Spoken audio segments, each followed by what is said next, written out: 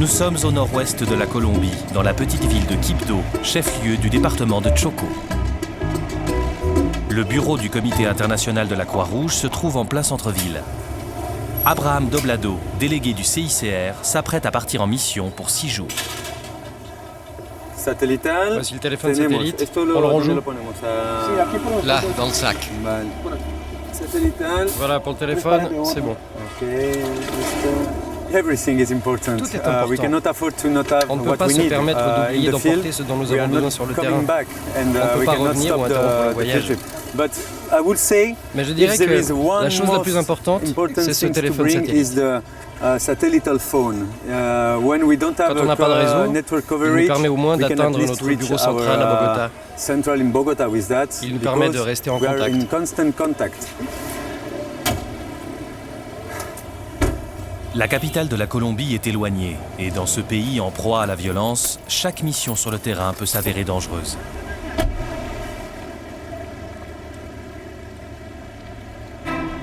Dans ce premier épisode, Abraham Doblado rencontre des paysans désespérés. La guerre entre le gouvernement, les rebelles et les barons de la drogue leur a tout pris. Peter Maurer, le président du CICR, découvre une des pires prisons d'Afrique. À Genève, Stéphanie Heller, une nouvelle déléguée, s'entraîne aux situations d'urgence sur le terrain. En Afghanistan, Najmuddin se bat pour offrir une vie meilleure à ceux qui ont perdu leurs bras ou leurs jambes.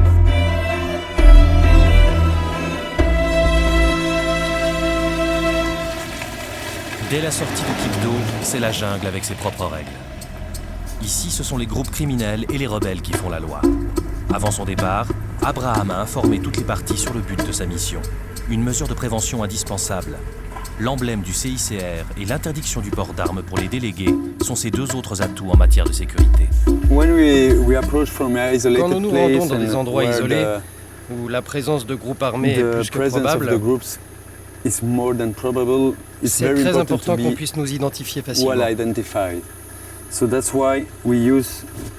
Voilà pourquoi nous portons ces emblèmes qui nous permettent d'être reconnus à une distance raisonnable. Voilà 50 ans que cette subrégion du département de Chocó est le théâtre d'affrontements. Et ici aussi, c'est la population civile qui en souffre le plus. Les tentatives d'intimidation, les enlèvements et les assassinats sont une réalité malheureusement trop fréquente.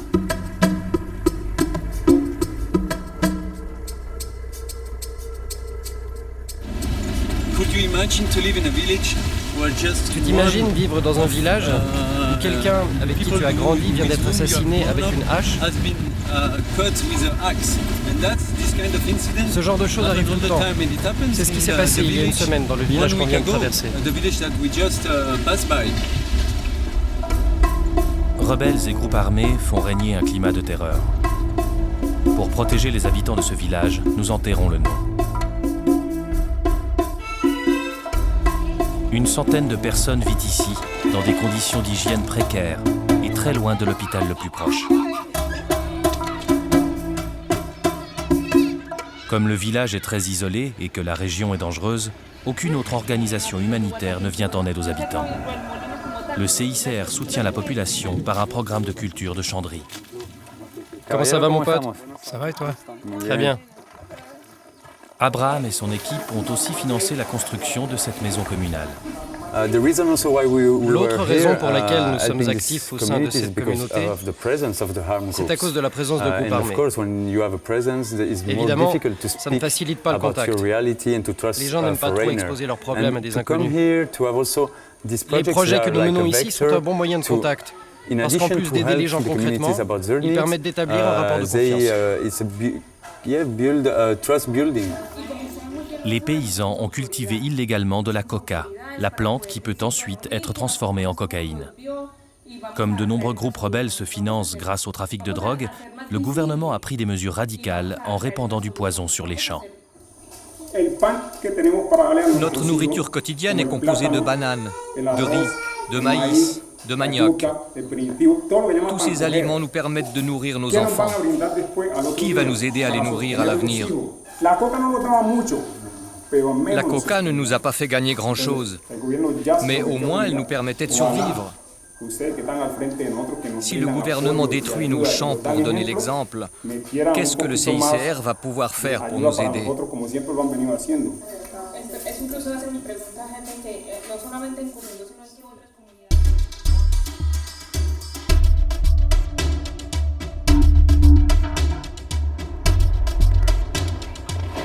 Nous voici dans un pays fictif, l'Alpésie, où sévit le SLF, le Sequani Liberation Front.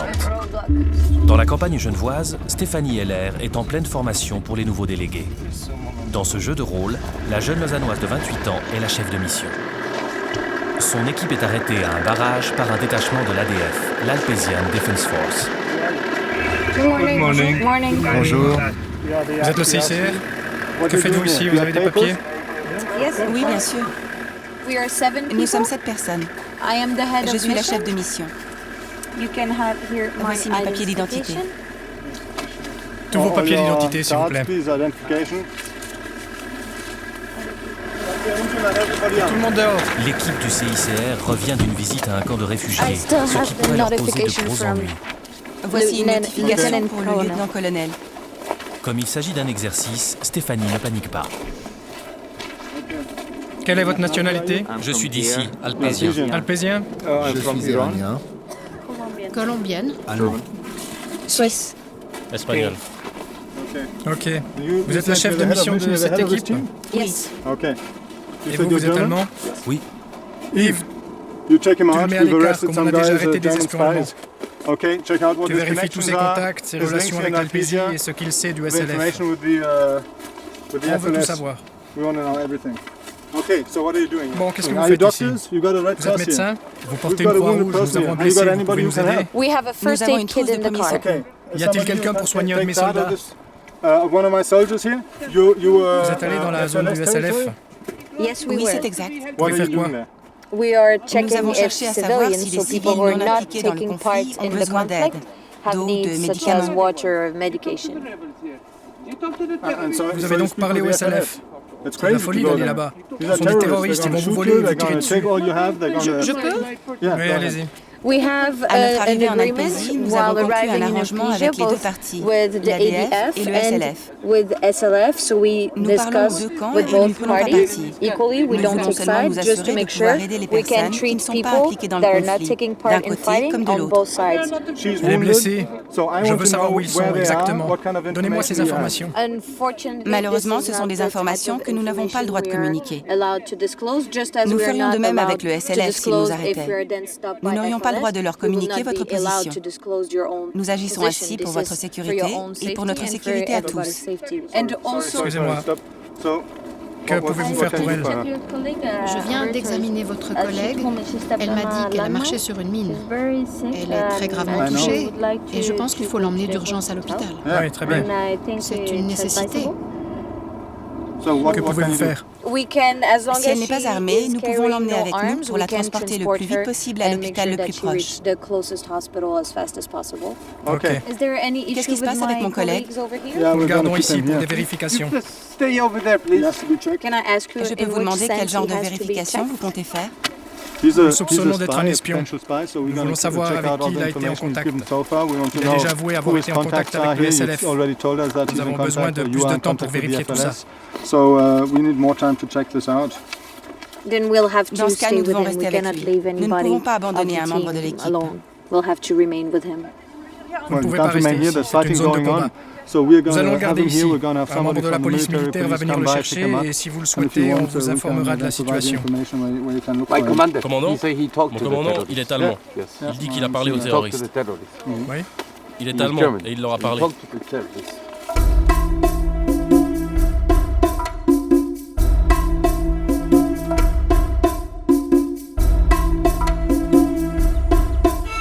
Dans le petit village colombien, Abraham est invité par un paysan à découvrir sa maison. Muy bien. Entonces, cuénteme un poco. Esto es la entrada. L'épandage de pesticides sur les champs par le gouvernement a de lourdes conséquences sur ses conditions de vie. Ah, está muy bien, sí. C'est joli chez vous. Aquí es el salón, Ici, ¿no? c'est le salon? Oui, monsieur. Et derrière, c'est la cuisine. Qui est-ce qui dort ici? Un de mes fils. Un de vos fils? Dans le hamac? Non, le hamac, on l'utilise pour se reposer. Ah bon. Et où dort ce petit? Mon fils? Et c'est lui? Non. Non, lui c'est mon neveu. Donc votre fils dort ici. Et là-bas, qu'est-ce qu'il y a? Vous permettez qu'on voit la chambre? Oui, allez-y. Après vous, je vous en prie. Con su permiso. La chambre des parents. Muy Très bien. bien. Por favor. Salut champion, ça va? ¿Cómo te llamas? Comment tu t'appelles? Tout va bien. Y a aquí Ici, la c'est la cocina, cuisine? ¿no? Oui, monsieur. ¿Y Et los les toilettes? baños? Là-bas, près du robinet. ¿En dónde? Dehors?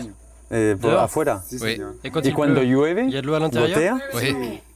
When it rains, Imaginez cet endroit quand il pleut. When it rains, Ils sont inondés. they're under the water.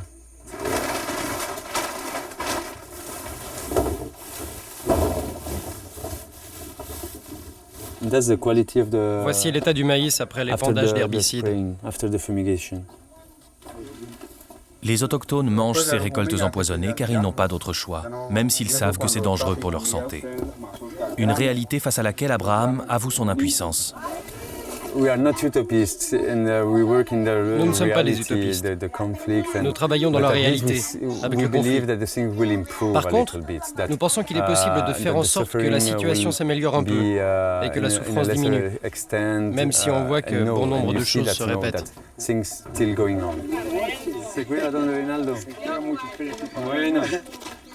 Le lendemain matin, Abraham et son équipe partent constater de leurs propres yeux les dégâts occasionnés au champ.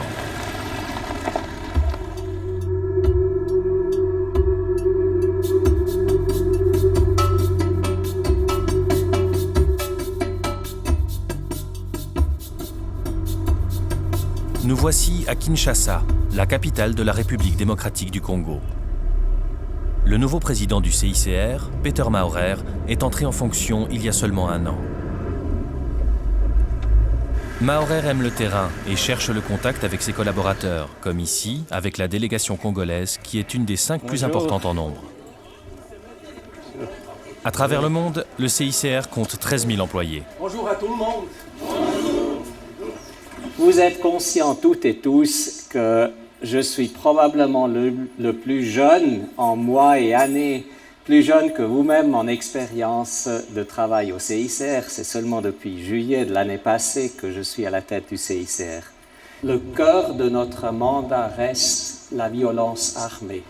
Et je pense si les conflits changent, si les acteurs changent, si les armes changent, si les champs de bataille changent, c'est à nous de faire l'adéquation de notre mandat avec les nouveaux conflits. Mais encore un plus grand merci pour tout votre dévouement. J'apprécie énormément. Et le président se plie à la coutume de chanter l'hymne de la Croix-Rouge congolaise. Pour la paix du monde, sans souci d'humain, ne regrettons pas.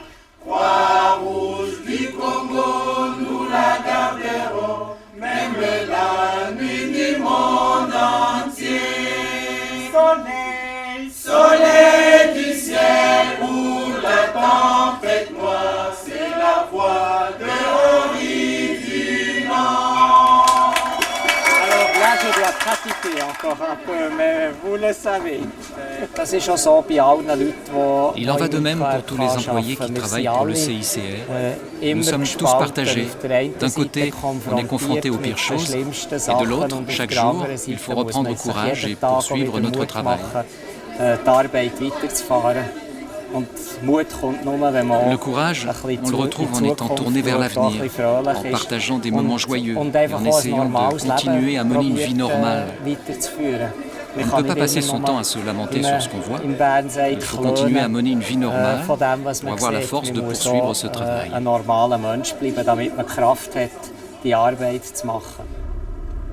Après cet accueil chaleureux, Maurer doit affronter une mission délicate.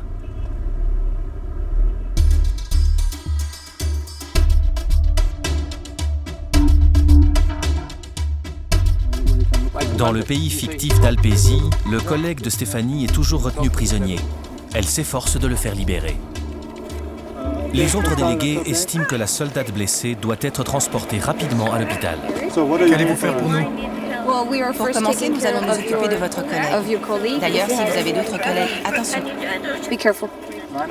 Alignez-vous tous devant moi et vous montez dans la voiture. Allez, dépêchez-vous. Quel est le problème? Excusez-moi, le commandant ne peut pas... Vous êtes ici en pleine zone de combat et nous voulons que vous la quittiez le plus rapidement possible. Vous me dites de contacter le colonel Parker pour vérifier la liste des laissez-passer. Je vais le faire, c'est une bonne idée. Je suis désolée, mais votre sergent ne peut pas prendre place dans notre véhicule avec une arme. C'est strictement... Bon quoi? Votre commandant est assis dans notre véhicule auprès de la blessée avec son arme. C'est absolument impossible.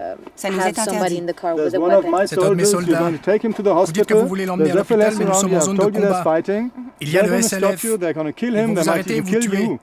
Vous aussi, vous êtes absolument sans défense. Voilà pourquoi ils vous accompagnent. Malheureusement, nous n'avons pas le droit de transporter de personnes armées. C'est complètement fou. Comment comptez-vous vous défendre face au SLF? Nous avons notre drapeau avec la Croix-Rouge. Aussi fou que ça puisse paraître, c'est notre meilleure protection contre le SLF. Elle arrivera saine et sauve à l'hôpital où on s'occupera d'elle. Vous promettez que Nathalie arrivera saine et sauve à l'hôpital. Voici vos papiers. Montez, disparaissez le plus rapidement possible. Dès que notre collègue pourra venir avec nous. Montrez-moi de nouveau vos papiers avec votre nom. Alors on avait déjà eu un exercice, mais c'était... Moi je jouais le rôle d'un soldat, alors c'est un peu plus facile de jouer le rôle du soldat que de jouer le rôle de la personne qui négocie avec les forces armées. Mais pour l'instant c'est drôle parce qu'on sait que c'est pas sérieux. Thank you so Merci much. beaucoup. Montez dans la voiture et quittez la zone le plus vite possible. Ok, no worries. Ne vous Thank you inquiétez very pas. much. Merci beaucoup. Les terroristes, partez.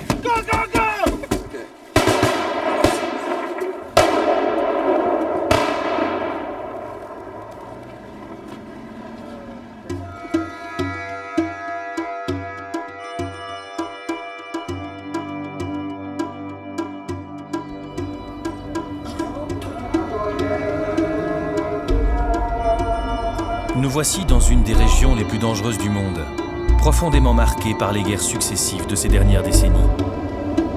À Kaboul, une nouvelle journée commence.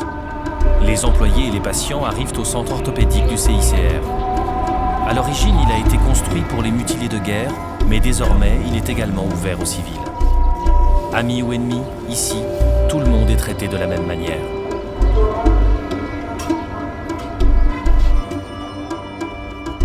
Najmuddin, le directeur du centre, est un autochtone, comme le sont plus de 80% des collaborateurs du CICR à travers le monde.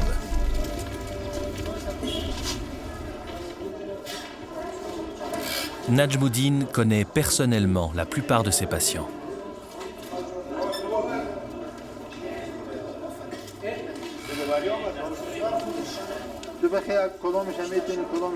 Mohamed a perdu ses deux mains. Et ce lourd handicap est dramatique dans un pays où le chef de famille doit assurer l'entretien de ses proches.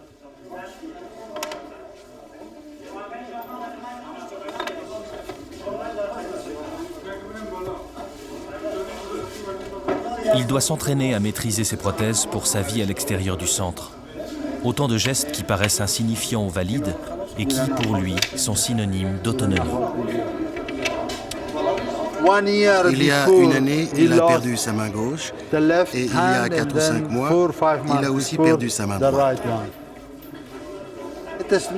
Ce n'est pas arrivé suite à un accident, mais à une maladie.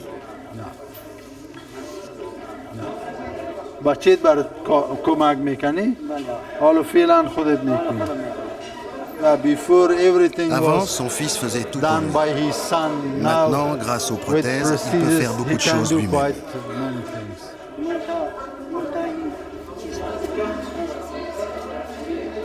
Ali a perdu une jambe. Il s'est fait tirer dessus à la frontière avec l'Iran. Najmuddin, qui a effectué ici sa formation de physiothérapeute, lui donne de précieux conseils. C'est bien, mais essaye encore. Cette fois, pousse ta hanche vers l'avant et essaye de garder la prothèse bien droite. Ce n'est qu'après que tu peux mettre ton poids dessus.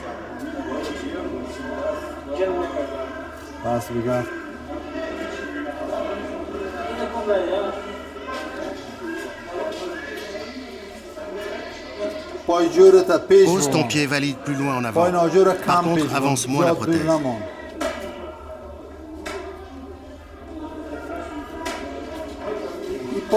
Regarde, j'ai exactement la même prothèse que toi. C'est la même. Une fois que tu as posé la prothèse, il faut avancer la hanche et ensuite seulement, tu ramènes la jambe valide vers l'avant.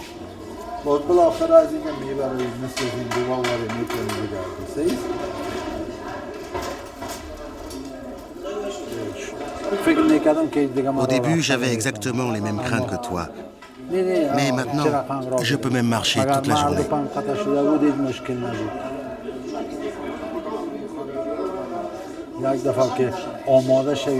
Quand tu auras appris à marcher avec ta prothèse, ça te changera la vie.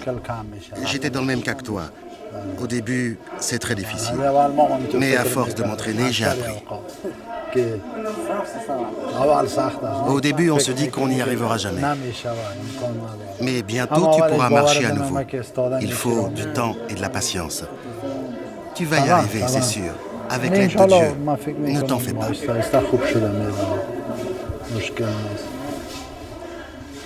Najmuddin sait très bien ce que les patients ressentent.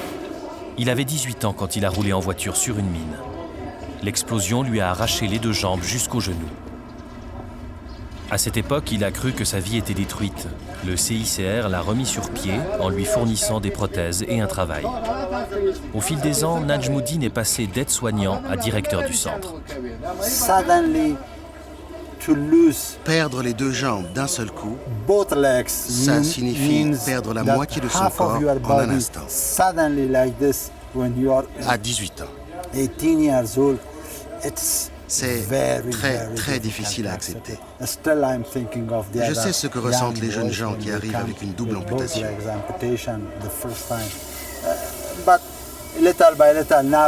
Mais petit à petit, d'une certaine façon...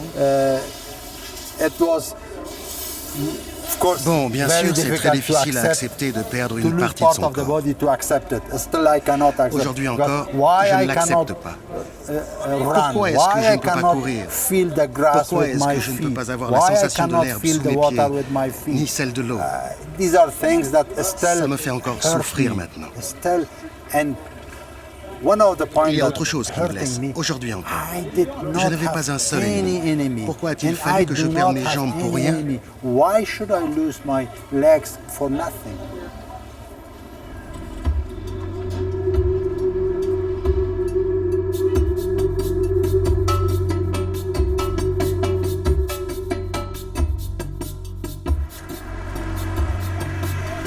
Kinshasa est une ville chaotique et délabrée, où l'on trouve tous les problèmes endémiques du pays, chômage, maladie et pauvreté.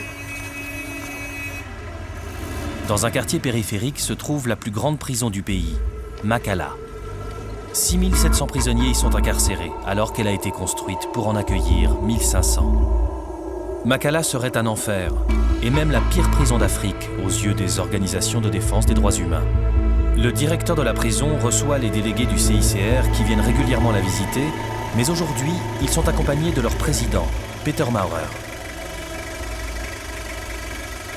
Il tient à voir de ses propres yeux les conditions de détention dans cette prison tristement célèbre. Merci beaucoup. Bonjour. La vie. Bonjour. Bonjour. Tout va bien, bonjour. Vous savez que nos prisons ont eu des problèmes à cause de la guerre. Ni était la guerre, nos prisons devaient être très bien. Et on ne pouvait pas avoir le problème de la surpopulation. C'est d'avoir la surpopulation se résout par la réhabilitation et quelques problèmes au niveau des suivis des dossiers judiciaires, c'est tout. On n'aura pas de problème. Alors, oui. Impossible d'accompagner le président du CICR lors de sa visite de la prison. Aucune caméra ne doit filmer les conditions de détention catastrophiques qui y règnent. Plusieurs ONG dénoncent les problèmes qui en sont la cause. Violence, sous-alimentation, maladie, corruption, atteinte aux droits humains.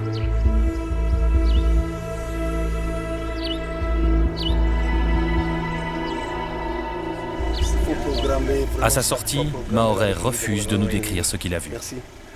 Contrairement à d'autres organisations, le CICR préfère travailler dans la discrétion. C'est sa marque de fabrique. Nous ne révélons jamais publiquement les dysfonctionnements que nous constatons. Tout au plus, nous parlons de façon générale des problèmes que nous observons. Pour le reste, nous consignons nos constats dans des rapports confidentiels qui sont ensuite envoyés aux autorités concernées avec des recommandations. Puis nous travaillons avec les autorités pour les concrétiser. La confidentialité est l'une des valeurs principales du CICR. C'est la condition incontournable pour avoir accès à des lieux où d'autres organisations sont indésirables.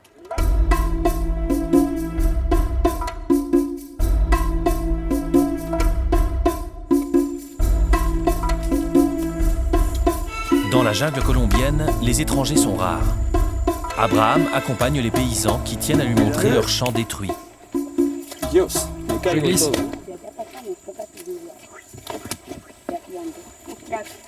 Et merde, une araignée. J'ai avalé une araignée.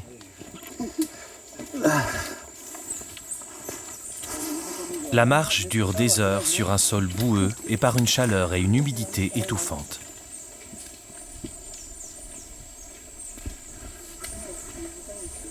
Le danger est partout. Attention aux serpents.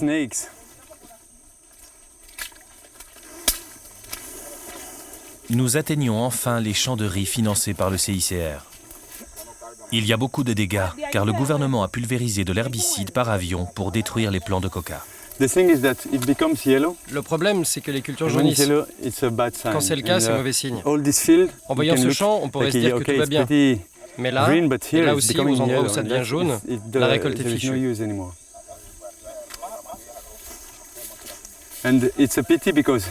C'est dommage parce que ce village a été soutenu par le CICR, qui a aidé à y planter du riz et du maïs. Les habitants étaient très motivés à cultiver ces champs.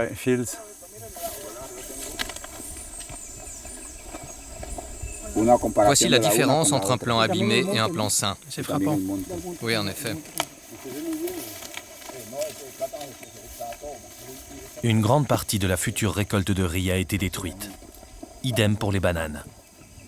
Conséquence, la population du village est menacée par les maladies et la famine.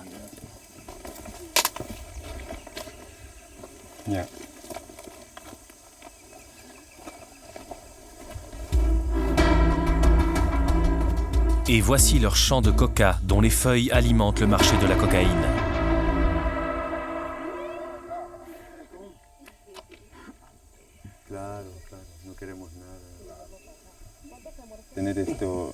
Pourquoi plantez-vous de la coca? Parce que nous n'avons pas d'aide. Nous avons des familles et nous n'avons plus rien à donner à nos enfants. Je comprends. Et la coca vous permet de gagner plus? Oui, la coca rapporte un peu plus. Environ 50 francs par mois pour ces paysans. Nous ne sommes pas des criminels, nous sommes des paysans. Nous cultivons la terre et nous plantons du maïs, du riz, des bananes et du manioc. En agissant ainsi, le gouvernement nous bafoue. On ne sait pas pourquoi il fait ça.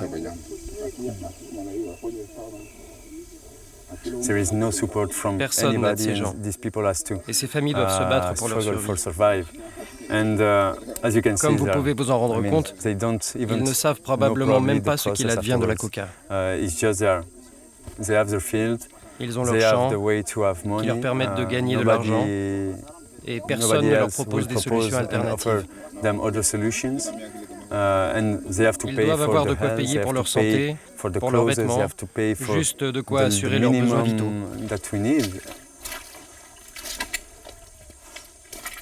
Abraham veut aider les paysans à obtenir une compensation financière de la part du gouvernement.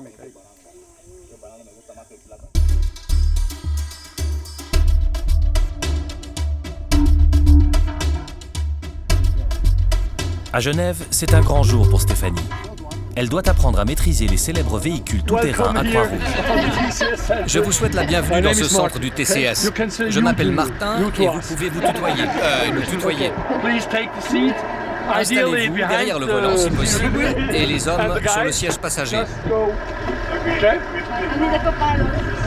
Tout va bien? Tu m'entends? Tu m'entends? Très bien. maintenant, suivez cette voiture. Nous allons bientôt vous expliquer où nous allons rouler pour les 45 minutes à venir. Le copilote peut vérifier sur le tachymètre que la vitesse est de 60 km/h. Vous restez à 60.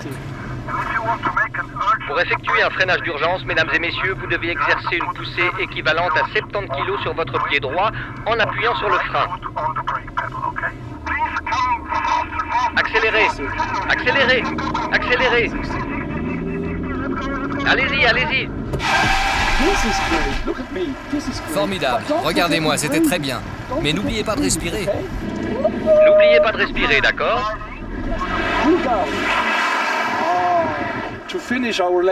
Pour terminer ce cours, je vais partager quelques pensées philosophiques avec vous. Ainsi, tant que vous travaillez avec le véhicule, avec les freins, avec les conditions dans lesquelles vous vous trouvez, avec l'état dans lequel vous vous trouvez, avec les personnes qui sont assises derrière vous, vous n'aurez probablement jamais d'accident.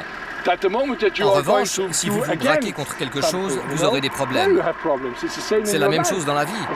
Tant que vous travaillez avec votre épouse, vous n'aurez pas de problème. Si vous agissez contre elle, il est probable que vous en aurez. C'est comme dans la vraie vie. Sur ce, je vous souhaite une bonne journée. Je vous aime. La date du départ approche et pour Stéphanie, l'excitation monte.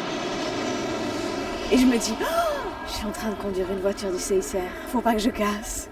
Mais oui, c'est un peu difficile à décrire, mais c'est... Je suis toute excitée, je suis comme une gamine de 5 ans devant le sapin de Noël, là, un peu.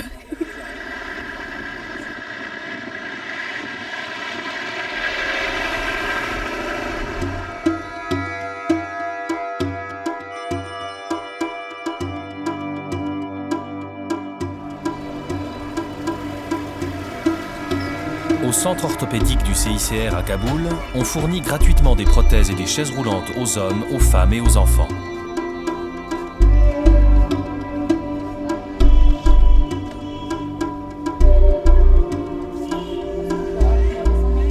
Najmuddin, le directeur, se trouve dans le secteur des femmes, qui ont accepté la présence de notre caméra, ce qui est rare dans ce pays très religieux.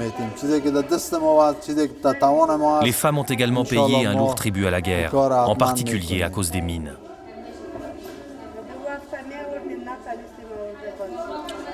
Essayez de ne pas plier le genou. Étendez l'articulation.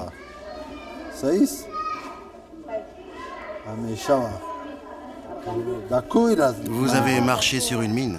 Oui. Où se trouvait-elle? Sur le sol? Elle était enterrée. Ah, sous la terre.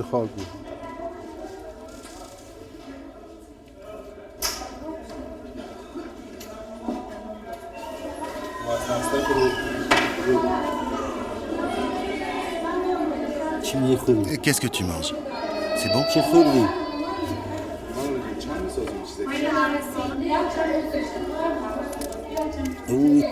La prothèse est devenue trop étroite.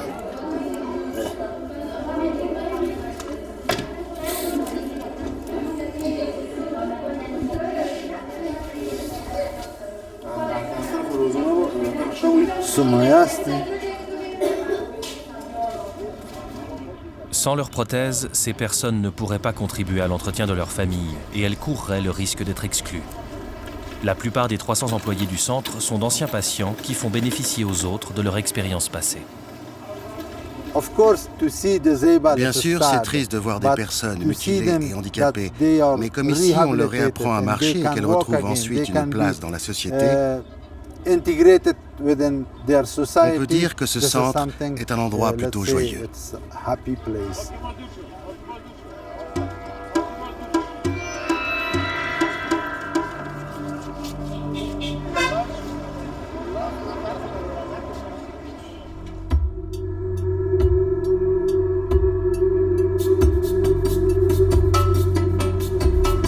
À Kinshasa, Peter Maurer s'apprête à enchaîner les rencontres officielles.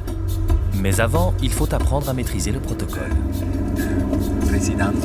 Pour s'adresser au président du Sénat et de l'Assemblée générale, on utilise Honorable Président. On utilise Honorable aussi pour les députés. Dans ce cas, on dit Président et pas Excellence. Voilà, ça marche. Mais ce ne serait pas complètement incongru de l'appeler Excellence. On peut dire qu'en Afrique, presque tout le monde est une excellence. Oui. Première étape de ce marathon diplomatique, la rencontre avec le Premier ministre. Les sujets délicats ne manquent pas. Peter Maurer tient à parler de l'armée, dont le comportement est parfois contraire aux droits humains.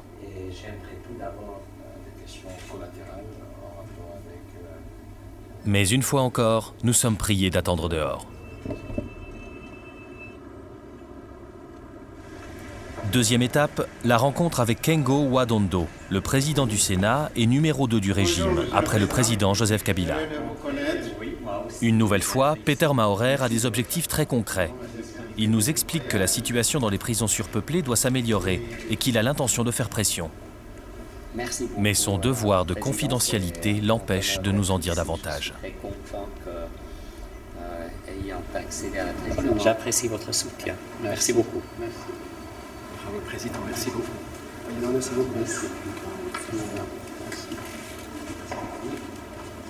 Le président du Sénat tient à nous donner son avis sur le CICR.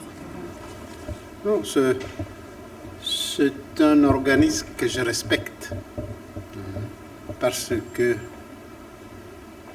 c'est un organisme qui vient vers les misères humaines et c'est très important. Ainsi que sur Maurer. Oh, il m'a fait une très bonne impression. Je crois qu'il conduira CICR vers des destinées encore meilleures. Maurer a pu aborder le problème de la misère carcérale, qui est aussi une affaire d'argent. Cette matinée a constitué une bonne opportunité de mettre ce point en avant et de démontrer aux deux présidents de l'Assemblée nationale et du Sénat que la situation dans les prisons ne pourrait changer qu'avec de nouvelles attributions budgétaires.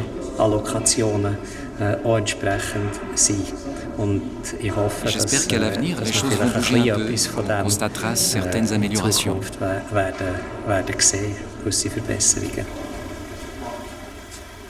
Reste encore à aborder les difficultés du système judiciaire. Sur ce point, Maurer semble avoir trouvé une alliée auprès de la ministre de la Justice. C'est dans ma première année que je vous visite. C'est excellent pour nous, vraiment.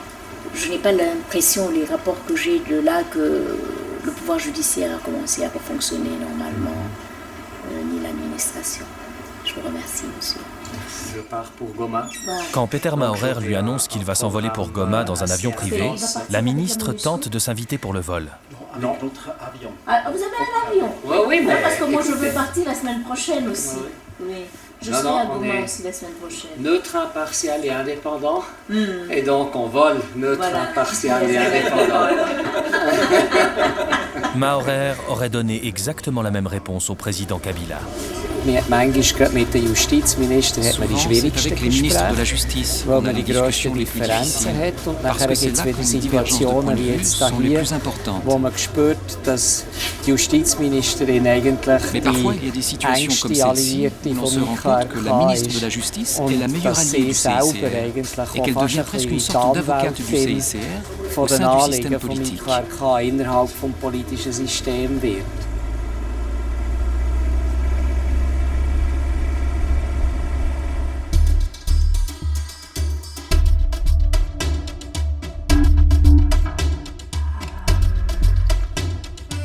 Après avoir terminé sa formation de nouvelle déléguée, Stéphanie s'apprête à s'envoler pour sa première mission.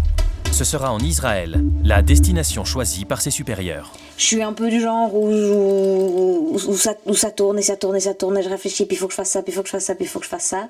Puis il y a un moment où en fait, voilà, il faudrait juste que j'arrive à me poser et à me relaxer, mais dans ma tête, ça se met rarement en stand-by. Il y a toujours quelque chose qui tourne et qui réfléchit, etc. Donc forcément... Je suis pas forcément la meilleure pour me relaxer. Je suis bien pour me défouler, mais pas tellement pour me relaxer. Donc quand on m'a dit Tel Aviv, moi dans ma tête, j'étais préparée pour Bagdad, pour le Yémen, pour l'Afghanistan, enfin voilà. Donc quand on m'a dit Tel Aviv, ma première réaction c'était « Ah bon ?» Parce que justement, je trouvais ça un peu, je vais pas dire soft, mais c'était... Voilà, disons que je m'attendais à quelque chose de beaucoup plus extrême comme première mission. Et puis finalement, Je veux dire, voilà, pourquoi pas? Cela fait longtemps que Stéphanie rêvait de travailler comme déléguée du CICR. Dans ce but, elle a étudié les relations internationales à Genève, puis effectué plusieurs stages à l'étranger, où elle a appris de nombreuses langues. Donc ça, c'est plus pour jouer, c'est pas ce qu'on avait durant les exercices, ça c'est mon badge, c'est le mien, c'est celui avec lequel je pars, et ça c'est pas celui-là, c'est pas pour le jeu, c'est mon vrai titre d'identité et de mission.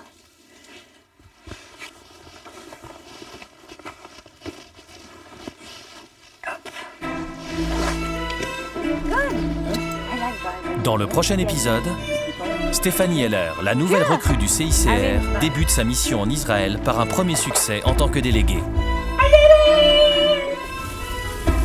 Abraham Doblado se met en danger en voulant négocier avec des rebelles. Najmoudine aide un patient à utiliser une nouvelle prothèse qui va changer sa vie. À Goma, le président du CICR, Peter Maurer, est bouleversé par le sort des orphelins de guerre.